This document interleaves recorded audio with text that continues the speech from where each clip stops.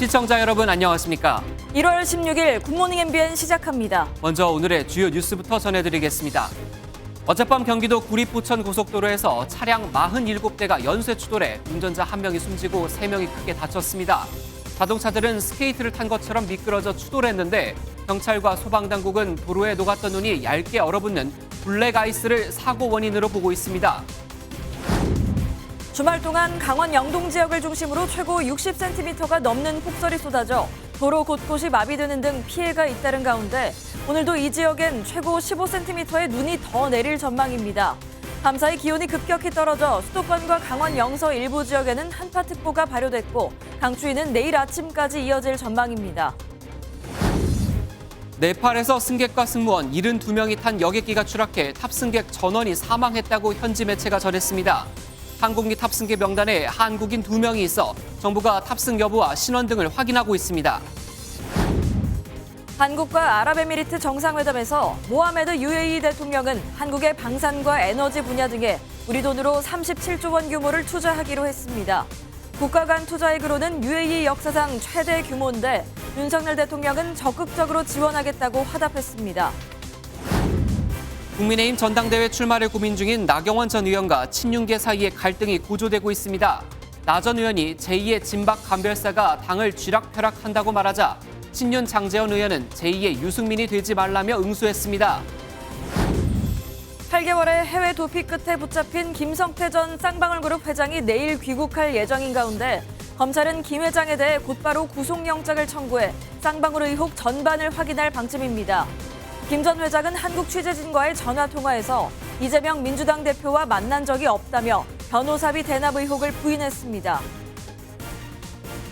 날은 춥고 길은 미끄럽습니다. 도로에 쌓인 눈이 얇게 얼어붙는 블랙아이스가 결국 큰 사고를 일으켰는데요. 어젯밤 경기도 구리 포천 고속도로에서 차량 47대가 연쇄 추돌해 운전자 1명이 숨지고 3명이 크게 다쳤습니다. 오늘 첫 소식 이규현 기자가 보도합니다. 견인차에 실린 승용차 옆면이 종이장처럼 구겨져 있고 도로 곳곳에 파편들이 널브러져 있습니다. 어젯밤 9시 10분쯤 경기도 구리 포천 고속도로에서 차량 47대가 연쇄 추돌하는 사고가 발생했습니다. 승용차들이 와서 그 차를 때려가지고 제 차를 때리고 여기 완전 여 일대가 완전 아수라장이 된 거죠. 브레이크 자체가 작동이 안 돼요. 완전히 스케이트 탄 것처럼 완전히 S자로 완전히 갈자로 돌아서 다른 차를 때리고. 사고가 발생한 현장입니다. 아이스링크처럼 미끄러운 도로에서 추돌한 차량이 이렇게 형태를 알아볼 수 없을 정도로 찌그러져 있습니다. 이 사고로 40대 여성 운전자 1명이 심정지 상태로 병원에 옮겨졌지만 끝내 숨졌고 중상자 3명을 포함해 31명이 다쳤습니다. 진입하기도 힘들었어요, 저희가. 너무 정체돼 있어가지고. 제일 앞에서부터 구조를 시작해서 그다음에 중증 환자를 분리하고 소방당국은 구급 대응 1단계를 발령하고 구급차 등 장비 45대와 인력 130명을 동원해 사고를 수습했습니다. 비슷한 사고는 2시간 전 인근 도로에서도 있었습니다. 저녁 7시쯤 경기도 포천의 한 터널 인근에서 12중 추돌 사고가 발생해 3명이 부상을 입고 병원에 이송됐습니다. 대설주의보가 내려졌던 포천에는 어젯밤 10시까지 3.8cm의 눈이 쌓였는데 소방당국은 두 사고 모두 블랙아이스라고 불리는 도로의 살얼음이 원인일 가능성이 크다고 보고 있습니다. 사고 수습을 마친 소방과 경찰은 정확한 사고 원인을 파악하고 있습니다. MBN 뉴스 이규현입니다. 주말 동안 강원도엔 최고 60cm의 폭설이 쏟아져 곳곳이 고립되고 교통사고가 잇따랐습니다. 설상가상으로 강원도에 오늘 10cm가량 눈이 더 온다는데요. 서울 등 중부지방엔 얼어붙은 도로가 많습니다. 안전운전하시길 바랍니다. 김민수 기자가 보도합니다. 지붕에 두꺼운 눈뭉치가 쌓인 차량이 도로를 조심스럽게 달립니다. 눈길에서 헛바퀴를 도는 차량을 탑승자들이 힘껏 밀어봅니다. 어제 하루 강원 속초시에는 30cm, 미시령에는 무려 60cm가 넘는 폭설이 쏟아졌습니다. 이번 눈은 습기를 잔뜩 머금은 습설이어서 제설 작업도 만만치 않았습니다. 10cm가 넘는 적설량을 기록한 강원도 강릉의 도심 지역에는 시민들이 눈을 치우느라 진땀을 뺐습니다. 눈길에 미끄러져서 노인들이 낙상이나 당하면은 큰일 나네요. 그럼 그건 집 앞에 집 주인이 그 마당을 수술해야죠. 그걸. 수확이 한창인 인근 딸기 농가에선 비닐하우스가 쌓인 눈에 혹시나 무너져 내리지 않을까 점검이 한창입니다. 뭐 하우스는 무너지면 안 되겠지만 환기가 어려워요. 이 측창을 올리지 못하거든요. 눈이 내려오면 이게 여기 통로를 이렇게 막아버리기 때문에. 하지만 폭설에 곳곳에서 도로가 마비되는 등 피해가 잇따랐습니다. 고성의 한 산간도로에선 승용차 10여 대가 쌓인 눈에 갇히다 1시간 30여 분 만에 구조됐습니다. 강릉의 한 도로에선 눈길에 미끄러진 승용차를 피하려다 사중 추돌 사고가 나 운전자 2명이 병원으로 옮겨지기도 했습니다. 울릉도를 제외하고 대설특보는 해제됐지만 오늘 강원 동해안 지역엔 10cm 안팎의 눈이 더 내립니다. 주말까지 약한 눈발이 날렸던 중부지방에는 오늘 오전 6시를 기점으로 한파특보가 내려졌습니다. 기상청은 기온이 떨어지면서 도로가 얼어붙는 곳이 많을 것으로 예상돼 낙상과 교통사고가 나지 않도록 주의를 당부했습니다. MBN 뉴스 김민수입니다. 다시 날이 추워졌습니다. 네, 어제보다 기온이 큰 폭으로 떨어지면서 중부 곳곳에는 한파특보도 내려졌다고 하는데요. 김다영 캐스터, 오늘 얼마나 춥나요? 네, 눈구름이 물러가자 다시 영하권 추위가 찾아왔습니다. 수도권과 강원 일부 지역에는 한파주의보가 내려진 가운데 현재 파주의 기온 영하 7.5도까지 떨어져 있고요. 서울도 체감온도는 영하 9도 선까지 내려가 있습니다. 오늘 찬바람이 불며 한낮에도 체감온도는 영하권에 머무는 곳이 많겠는데요. 옷차림 든든하게 입고 나오셔야겠습니다. 또 중부지방을 중심으로는 주말 사이 내린 눈이 얼어붙어 곳곳에는 빙판을 이룬 곳이 많습니다. 보행자와 운전자 모두 미끄럼 사고에 유의하셔야겠고요. 강원 산지와 동해안에는 오늘 오전까지 1cm 안팎의 눈이 더 이어지겠습니다. 날씨였습니다. 어제 네팔에서 한국인 2명을 포함해 모두 72명이 탄 여객기가 추락했습니다. 우리 외교부는 현지 대사관 직원을 사고 현장에 급파했고 네팔 당국은 오늘 수색 작업을 재개할 예정입니다. 고정수 기자입니다. 여객기 한 대가 동체를 비틀며 건물에 닿을 듯이 비행합니다. 이곳은 네팔 수도 카트만두에서 200km 떨어진 포카라 공항 인근 지역. 착륙 시도 정황이 관찰된 네팔 예티항공 소속 ATR-72기는 잠시 후 산비탈에 추락했습니다. हिँड्दै थियो हिँडेपछि नि यो बुटनहरू आउने बेलामा प्लेनको आवाज आयो आवाज आयो अनि यसो फर्केर हेर्दाखेरि यो बाँसहरू चाहिँ पुरै ढलिसकेको थियो हावा.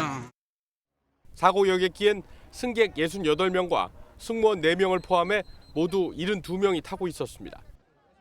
외국인은 15명으로 알려졌습니다. 우리 외교부는 이 중 한국인 2명이 탑승했다고 밝혔습니다.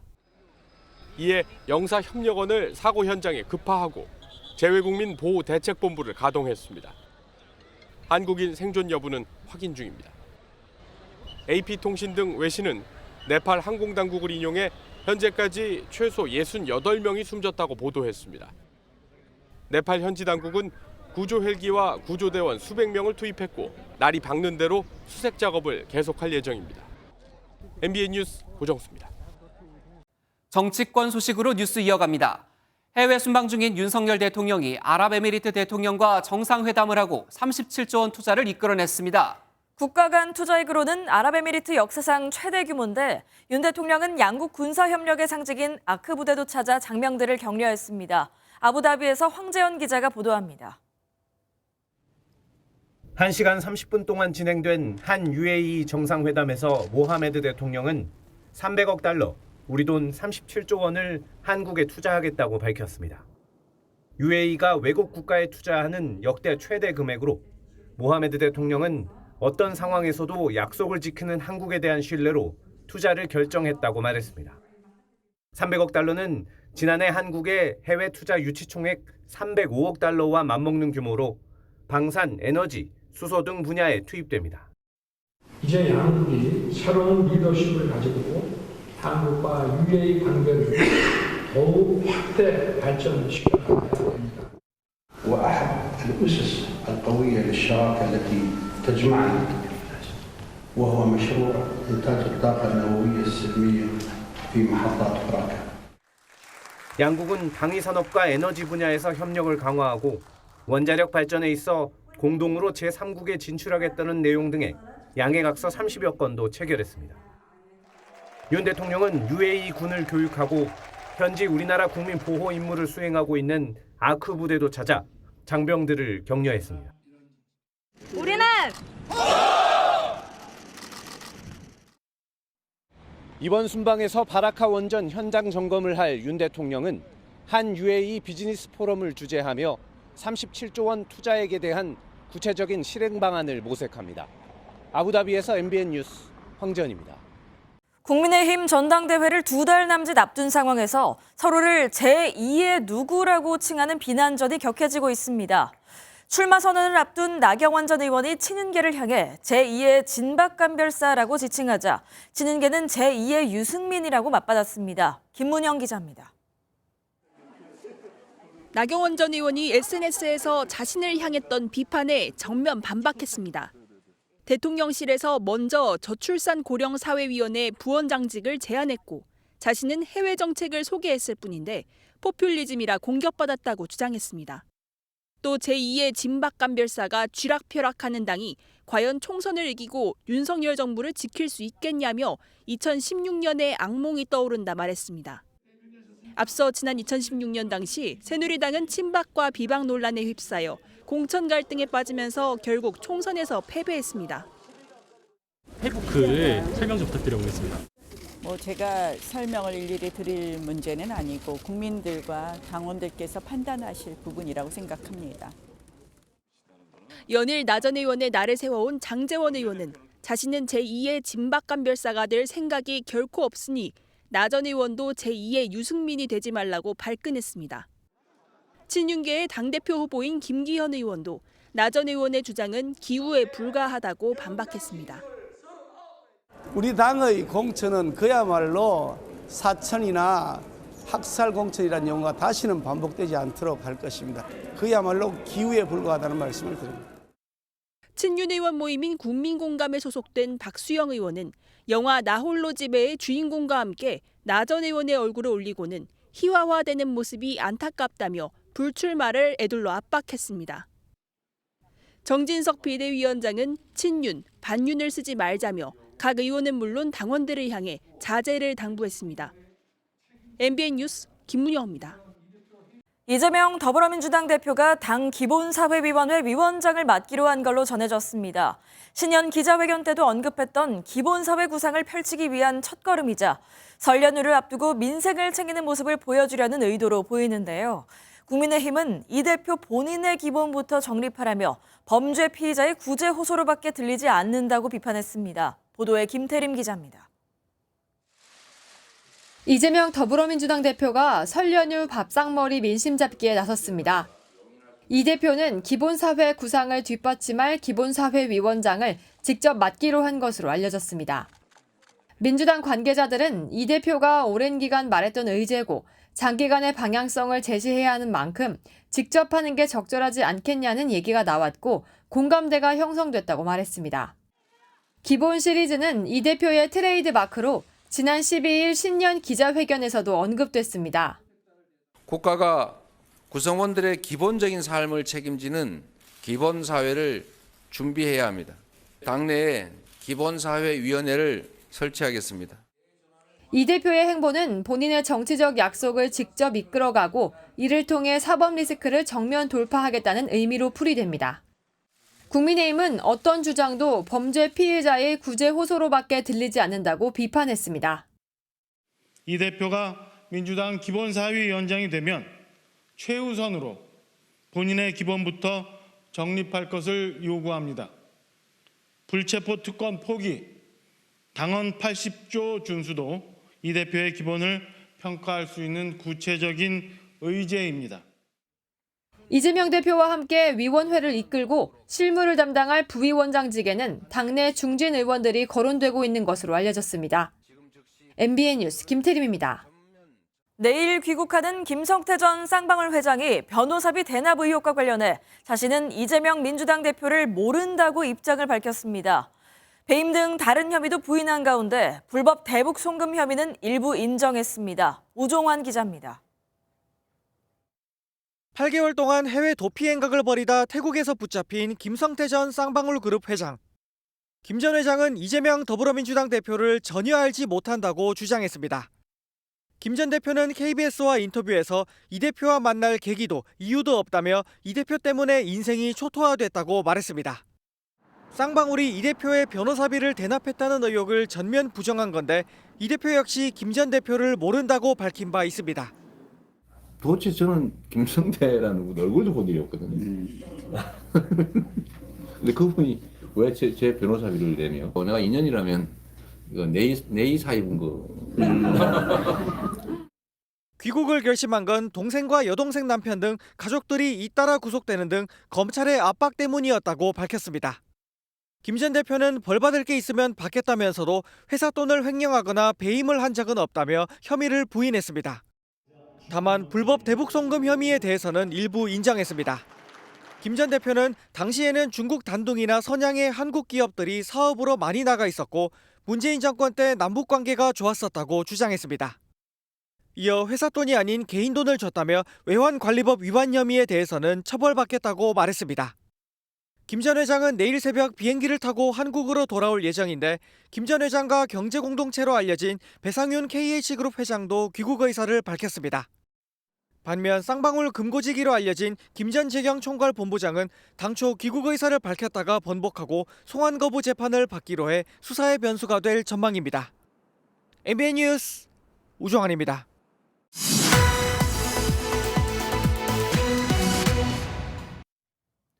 국민의힘에선 당대표 선거를 앞두고 내부 갈등이 계속되고 있죠. 전해드린 것처럼 나경원 전 의원과 친윤계 핵심 장제원 의원이 설전도 벌였습니다. 이 뉴스 조금 더 들여다보겠습니다. 권용범 기자 나와 있습니다. 어서 오세요. 네. 권 기자, 일단 나 전 의원이 대변인을 임명했다, 카톡방을 개설했다, 이런 보도가 있었는데 팩트체크 한번 해보죠. 맞습니까? 네, 관련 내용 이 나경원 전 의원 측에 직접 확인을 해봤는데요. 예.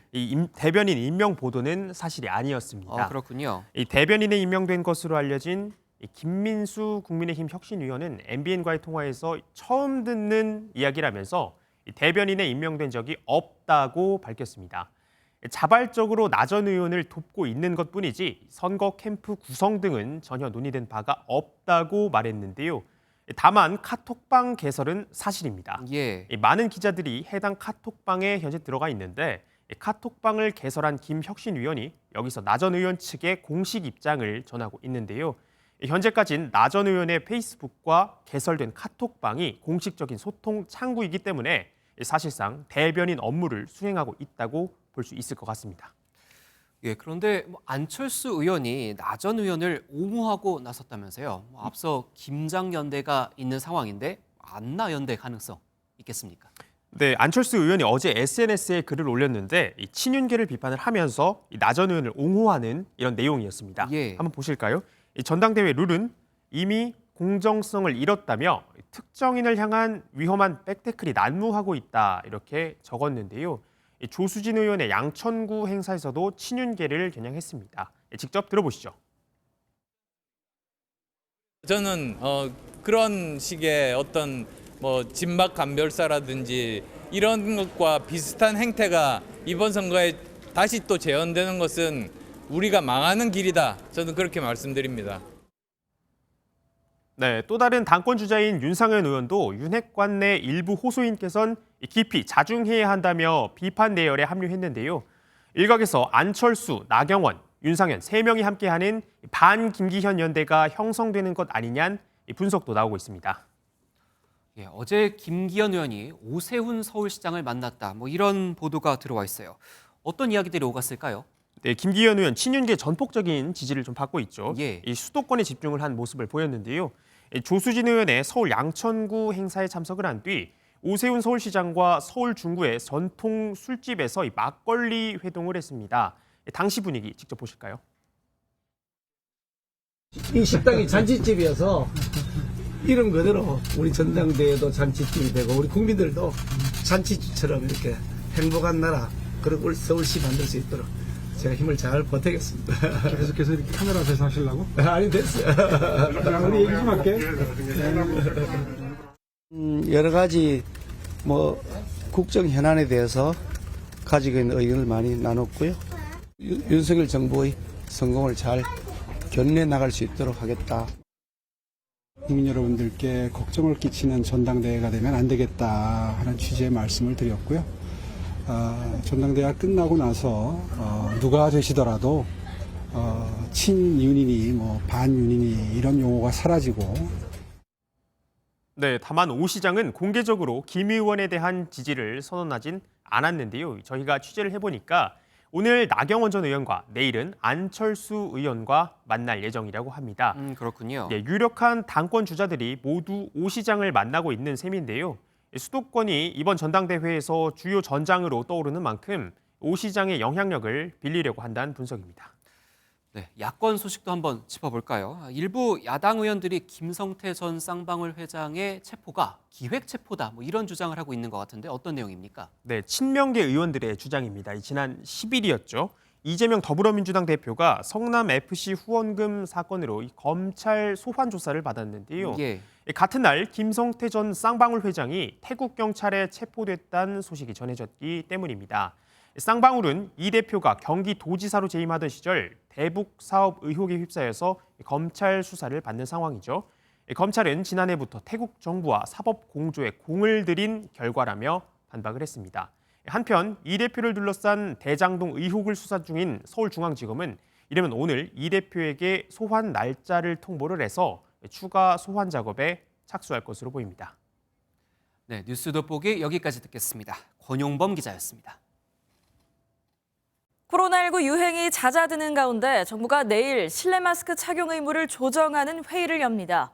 4년 만에 마스크를 벗는 날이 올지 관심이 쏠리는데요. 중국 등 해외 상황은 아직 변수입니다. 장덕진 기자의 보도입니다.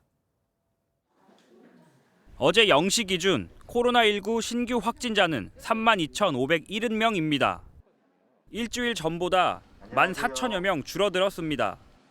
위중증 환자 수는 499명으로 지난해 12월 17일 이후 29일 만에 500명 아래로 떨어졌습니다. 사망자는 나흘째 감소한 37명입니다.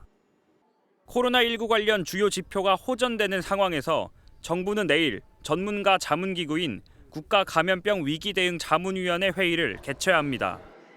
회의에서 실내 마스크 착용 의무를 조정할지 논의합니다. 실내 마스크 착용 의무 부분에 대해서는 다음 주 17일에 국가감염병 위기대응 자문위원회가 예정되어 있습니다. 그때 자문위원회 의견을 듣고 실내 마스크 의무 해제를 위한 기준은 2주간 환자 발생 감소, 중환자 병상 가용 능력, 신규 위중증 및 사망자 발생 감소, 동절기 추가 접종률 등 4가지인데 2개 기준이 충족된 상황입니다.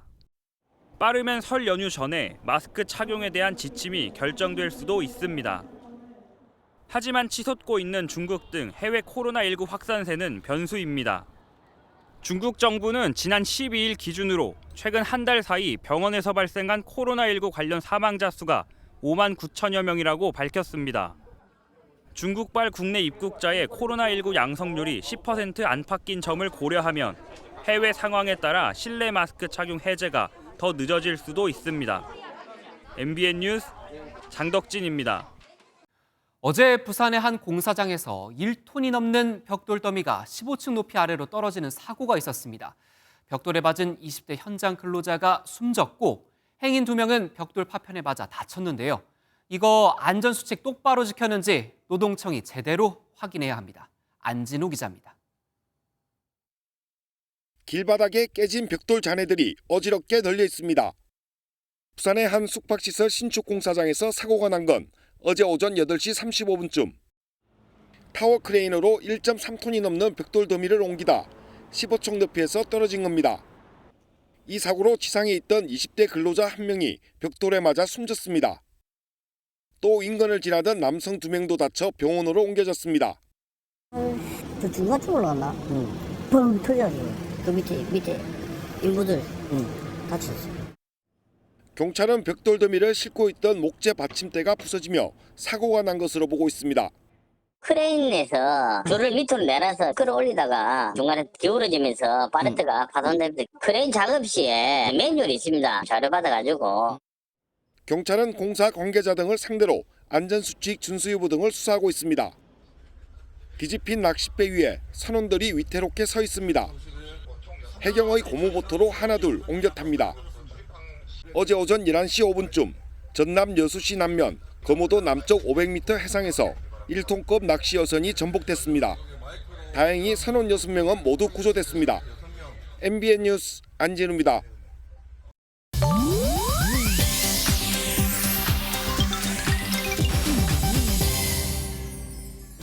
인터넷에서 화제가 되는 소식들을 모아 전해드리는 인터넷 와글와글입니다.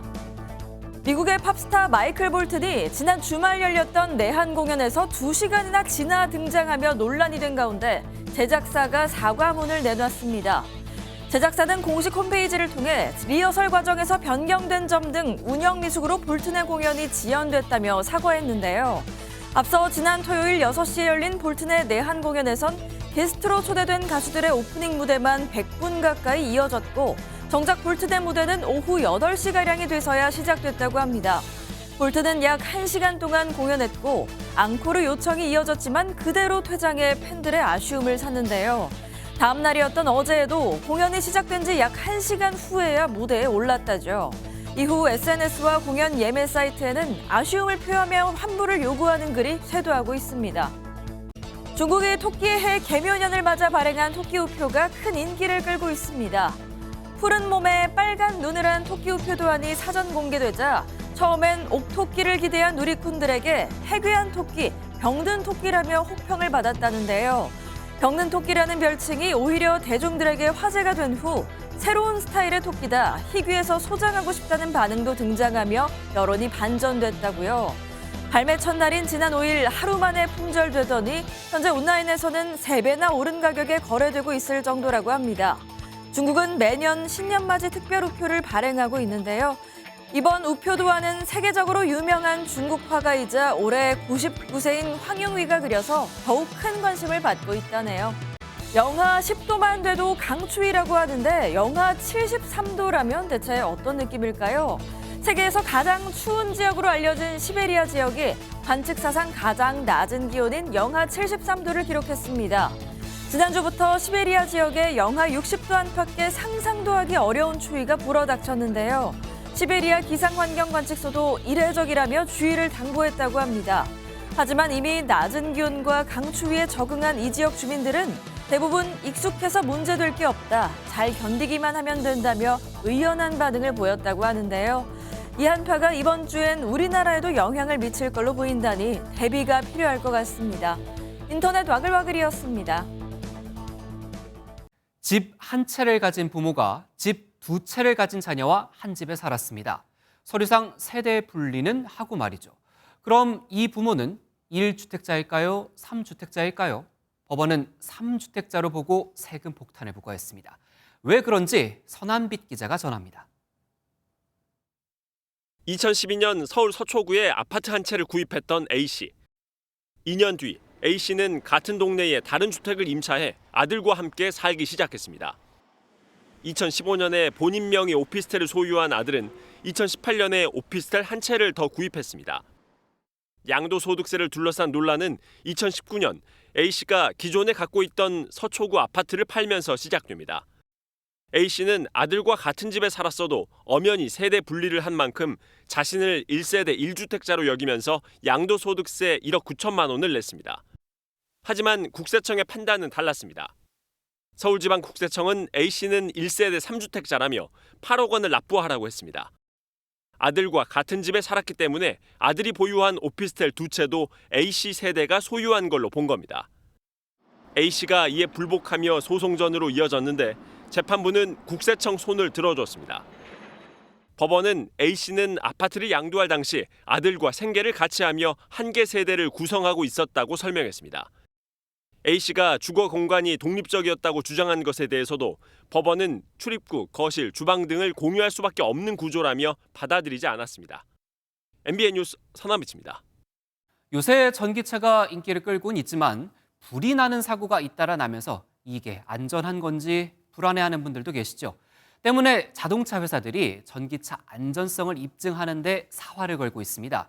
100억 원이 넘게 되는 충돌 테스트에도 적극적이라고 하네요. 정규혜 기자입니다. Q사인이 들어오자 속도를 높이는 전기차. 굉음과 함께 벽에 충돌합니다. 시속 64km. 앞부분이 반파될 정도의 충격입니다. 충돌 직후 연구원들이 차량에 다가가 확인해보니 운전석과 뒷좌석의 인체 모형은 원형 그대로 모양을 유지하고 있습니다. 전기차 배터리와 4개의 차문 개폐도 이상이 없습니다. 전면 보닛, 엔진룸에 초고장력 강판 등을 적용해 충돌 에너지를 흡수했다는 게 자동차 회사 측의 설명입니다. 충돌 시에 화재 발생 가능성을 낮췄고 도어의 개폐 문제도 해결을 할 수 있었기 때문에 안전성 제고하는 기여할 수 있다고 보겠습니다. 이렇게 신차 한 대당 충돌 테스트를 벌이는데 100억 원이 넘는 비용이 들어갑니다. 실제 충돌 실험도 100차례 이상 이뤄집니다. 최근 전기차 화재 등 우려가 커지자 자동차 회사들이 안전성과 배터리 보호 상태 등을 확인하는데 적극적으로 나서고 있는 겁니다. 가장 까다로운 충돌 평가로 알려진 미 고속도로 안전보험협회에서 현대차는 26개 차종이 최고 등급을 받았고 독일 볼보, 폭스바겐 그룹 등도 15종 안팎의 인증을 받았습니다. 다만 충돌 테스트 규정 자체가 시속 64km로 돼 있고 실제 고속도로 주행 속도인 100km 이상을 달리다 사고가 나면 충격은 서너 배 이상 높아질 수 있다는 게 전문가들의 설명입니다. MBN 뉴스 정규혜입니다.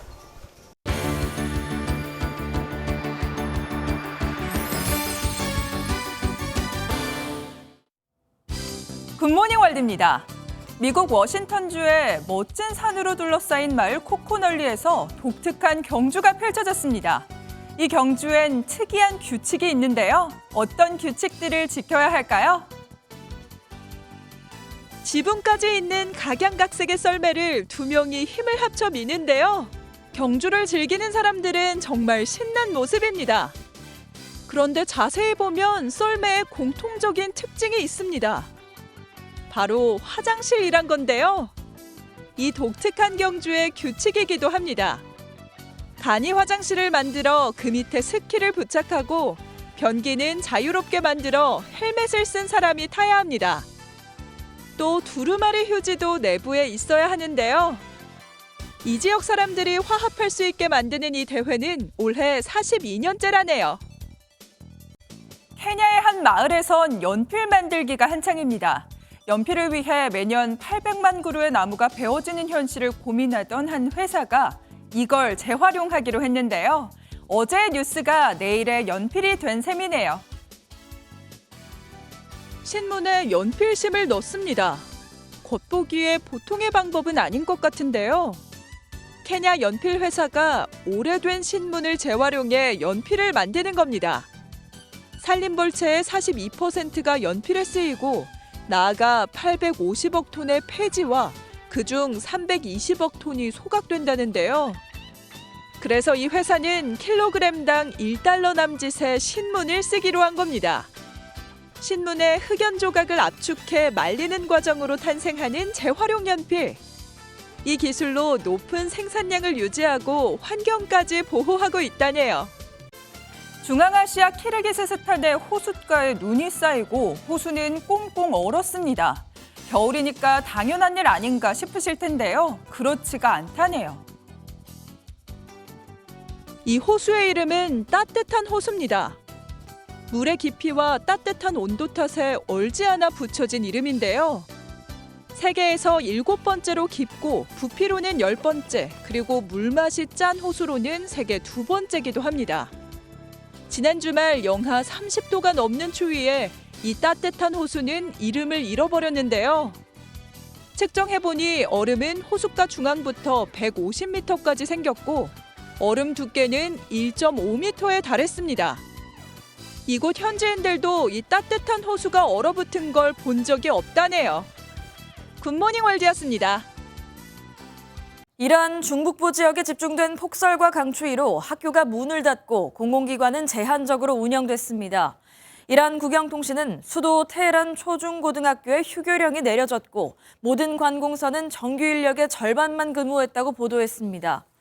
혹한과 폭설이 당분간 계속될 전망이 나오는 가운데 난방용 가스가 부족한 곳이 속출하고 있는 것으로도 전해졌습니다.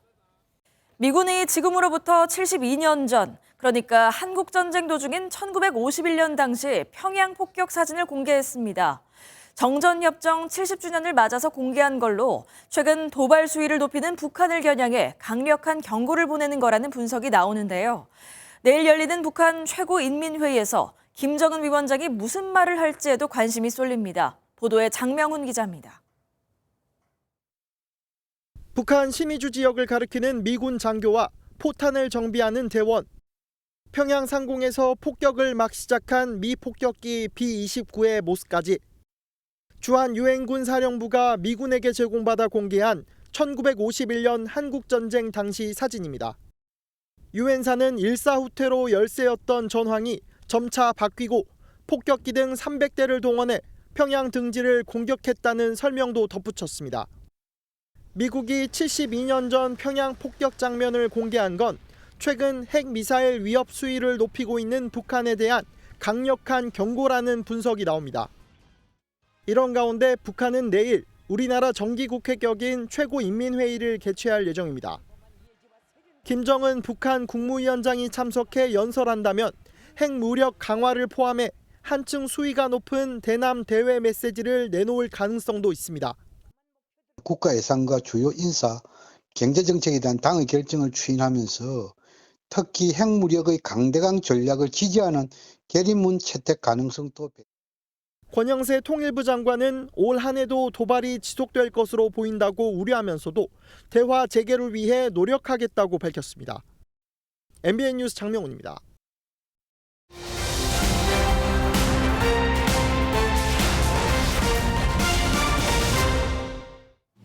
자동차세 1년에 몇 번 내시나요? 2번 내고 있다면 세금 할인 기회를 놓치고 계신 겁니다. 이번 달에 1년치 자동차세를 한꺼번에 내면 7% 할인을 받을 수 있습니다. 1년에 50만 원씩 2번, 총 100만 원 세금을 냈던 분이 연납 신청을 하면 93만 원만 내면 되는 거죠. 자동차세 연납 신청은 오늘부터 31일까지 살고 계신 시군구청에 전화하거나 위텍스 홈페이지에서 하실 수 있습니다. 윤석열 대통령의 이번 해외 순방은 경제에 방점이 찍혀 있습니다. 윤 대통령이 목요일 스위스 다보스에서 열리는 세계 경제 포럼 연사로 나서는데요. 공급망 강화와 청정 에너지 전환 등을 강조할 예정인데 올해 정부의 경제 기조를 알 수 있는 발언이 나올지 주목됩니다. 설날 선물로 상품권 많이 하시죠? 그런데 가격이 너무 싸면 사기일 수 있으니 의심하셔야 합니다. 소비자원은 현금으로 사면 상품권 값을 대폭 깎아준다고 광고하는 곳은 가급적 이용하지 말라고 당부했습니다. 또 가족이나 지인을 사칭해 상품권을 대신 사달라는 메시지를 보내 사기치는 수법도 판치고 있으니 주의하시기 바랍니다. 이번 주 생활경제였습니다. 아무래도 가격이 만만치 않아서 자동차 살 때 할부 많이들 이용하실 텐데요. 최근 금리 상승으로 자동차 할부 금리가 무려 10%를 넘어서다 보니 중고차 구매 시장이 꽁꽁 얼어붙는가 하면 신차 계약 취소도 잇따르고 있습니다. 김종민 기자가 보도합니다. 서울에 있는 한 중고차 매매 시장입니다. 지난해 말보다 중고차 가격이 수백만 원씩 내렸지만 찾는 사람이 부쩍 줄었습니다. 높은 금리 때문인데 지난해 10월까지만 해도 5에서 6%대였던 할부 금리가 최근 10%를 훌쩍 넘었습니다. 전혀 모르는 사람들은 깜짝 놀라죠.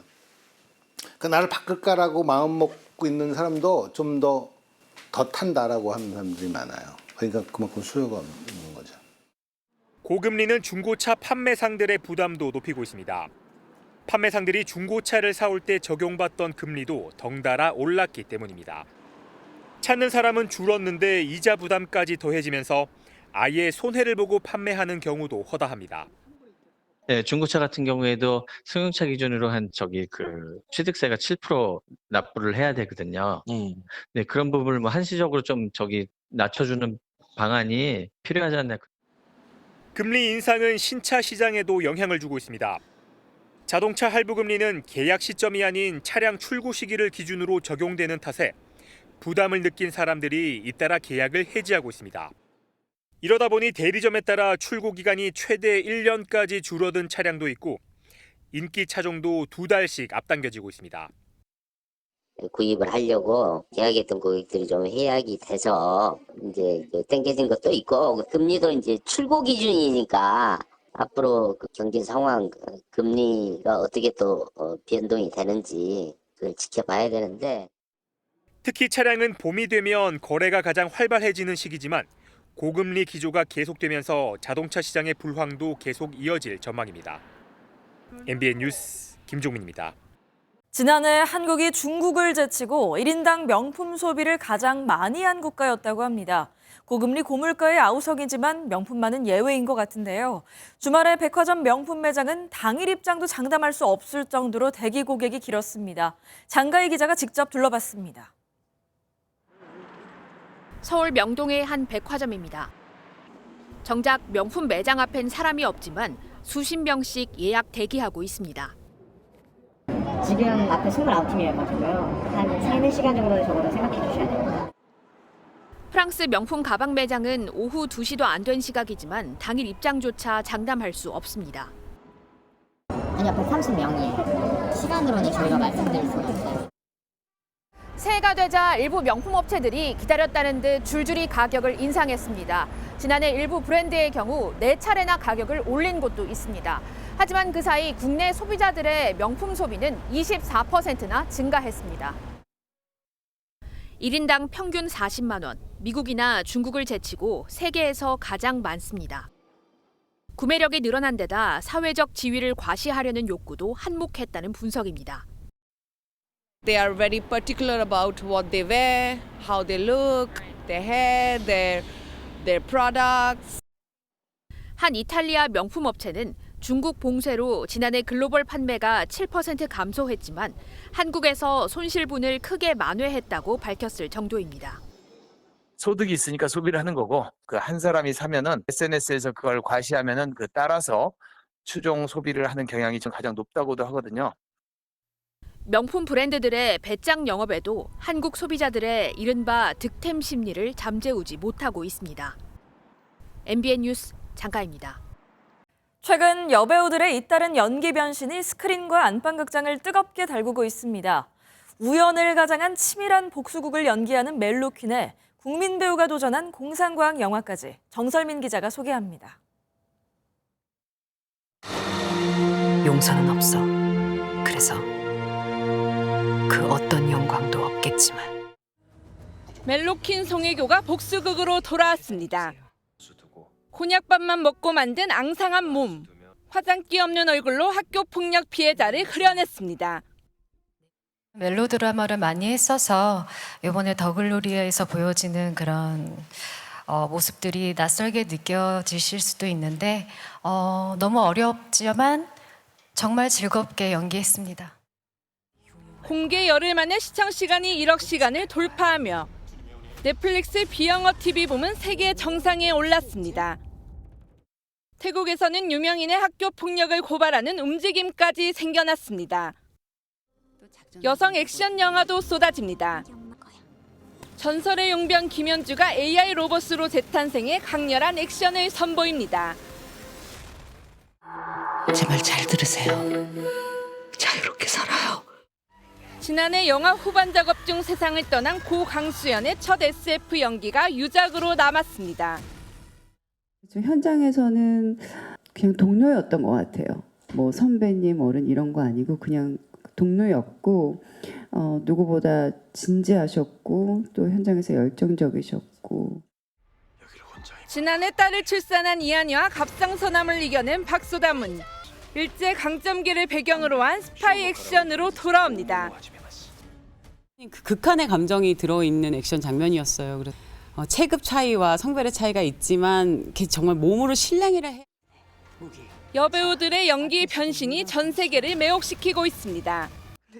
MBN 뉴스 정설민입니다. 눈구름이 물러가자 다시 강추위가 찾아왔습니다. 수도권과 강원 일부 지역에는 한파주의보가 내려진 가운데 현재 파주의 기온 영하 8.5도로 어제보다 8도가량 낮은 기온 보이고 있고요. 서울도 매서운 찬바람에 체감온도는 영하 11도 선까지 뚝 떨어졌습니다. 출근길 옷차림 든든하게 입고 나오셔야겠습니다. 또 중부지방을 중심으로는 주말 사이 내린 눈이 얼어붙어 곳곳에는 빙판을 이룬 곳이 많습니다. 보행자와 운전자 모두 미끄럼 사고에 유의하셔야겠고요. 강원 산지와 동해안에는 오늘 오전까지 1cm 안팎의 눈이 더 이어지겠습니다. 종일 흐렸던 주말과 달리 오늘은 차츰 구름이 걷히고 맑은 하늘 드러나겠습니다. 지역별 현재 기온 보겠습니다. 춘천 영하 3.3도, 대전은 영하 4.4도 등 어제보다 3도에서 많게는 9도가량 낮게 출발하고 있고요. 낮 기온은 서울 영하 1도, 대전과 광주 2도, 대구는 4도 선에 그치겠고 찬바람 때문에 체감온도는 이보다 3도가량 더 낮겠습니다. 내일은 서울의 아침 기온이 영하 7도까지 떨어지면서 더 춥겠고요. 목요일에는 중서부 지역에 비나 눈이 내리겠습니다. 다시 날이 추워지면서 바깥 활동하기 꺼려지실 텐데요. 겨울철에는 해가 짧아서 햇볕에 노출되기도 어려운데 이렇게 야외 활동까지 줄어들면 비타민 D의 결핍 증상이 나타날 수 있습니다. 비타민 D가 부족하면 골다공증이나 우울증에도 걸릴 수 있다고 하니까요. 따라서 겨울철에는 비타민 D가 풍부한 우유나 버섯, 지방이 많은 생선을 충분히 섭취하시고요. 비타민 D 영양제를 통해 보충하는 것도 좋습니다. 무엇보다도 꾸준히 햇볕을 쬐는 게 가장 좋은데요. 일주일에 3번 하루에 20분에서 30분 정도 볕을 보는 게 좋습니다. 지금까지 날씨와 생활정보였습니다. 월요일 아침 굿모닝 MBN 마칩니다. 내일도 여러분의 아침과 함께하겠습니다. 고맙습니다.